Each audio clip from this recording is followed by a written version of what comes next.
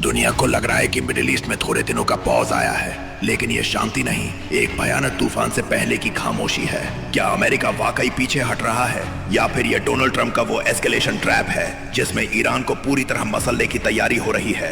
Major general GD Bakshi जैसे कुशल रणनीतिकारों का मानना है कि 6 अप्रैल वो तारीख हो सकती है जब दुनिया एक नए विनाश की साक्षी बनेगी। आज की इस इन्वेस्टिगेटिव रिपोर्ट में हम बात करेंगे उस फाइनल स्ट्राइक की, उन सुपर बंकर्स की जो ईरान की जमीन के नीचे छुपे हैं, और क्या भारत इस आग में खुद को बचा पाएगा? स्वागत है आपका अपरिचित रिटर्न पर। आज बात होगी देश और दुनिया के उस सच की जिसे मेन स्ट्रीम मीडिया प्रोपेगेंडा के पीछे छुपा रहा है।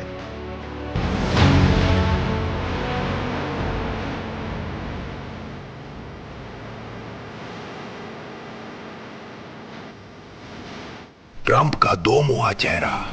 डोनाल्ड ट्रंप कहते हैं हमें मिडिल ईस्ट से जल्द निकलना है, लेकिन उनके बूट्स ऑन द ग्राउंड कुछ और ही कहानी बयान कर रहे हैं। 25,000 मरीन्स के साथ त्रिपोली और बॉक्सर जैसे एम्फीबियस असॉल्ट ग्रुप्स ईरान की समुद्री सीमा के बेहद करीब पहुंच चुके हैं। ये ट्रंप की पुरानी आदत है, स्ट्रेटेजिक एम्बिग्यूटी।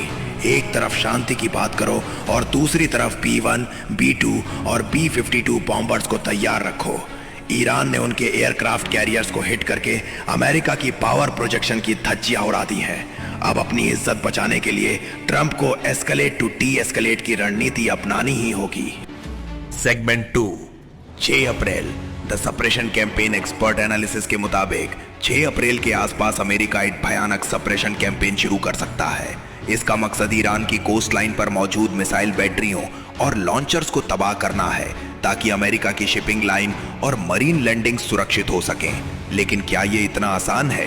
रूस ने खामोशी से ईरान को S-400 सिस्टम और Su-35 जेट्स देने की खबरें फैलाई हैं।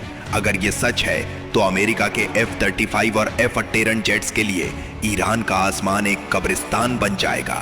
सेगमेंट 3, ईरान का असिमेट्रिक वॉर। ईरान को कमजोर समझने की गलती मत कीजिए।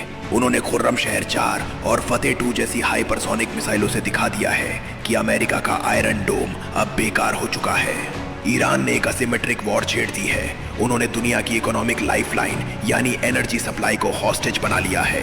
इसराइल कहता है कि वो ग्राउंड ऑफेंसिव में अमेरिका का साथ नहीं देगा, क्योंकि उनकी अपनी 162वीं इन्फेंट्री डिवीजन लेबनान में बुरी तरह फंसी हुई है।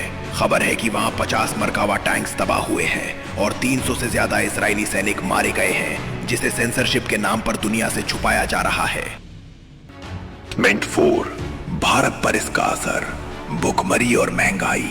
अब आते हैं सबसे गंभीर मुद्दे पर।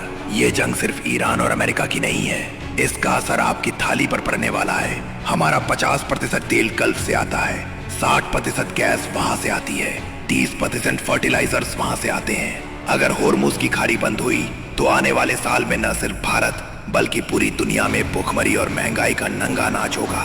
पाकिस्तान ने मिडिल मैन बनने की कोशिश की, लेकिन उनका डबल क्रॉस पकड़ा गया।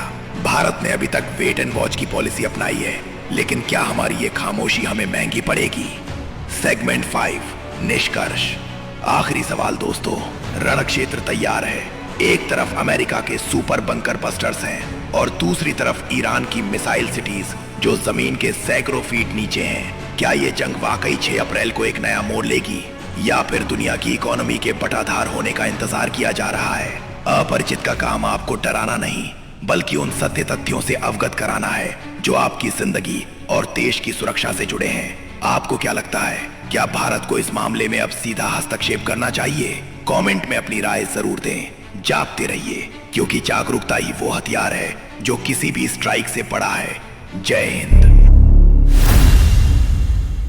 सब्सक्राइब करें अपरिचित रिटर्न।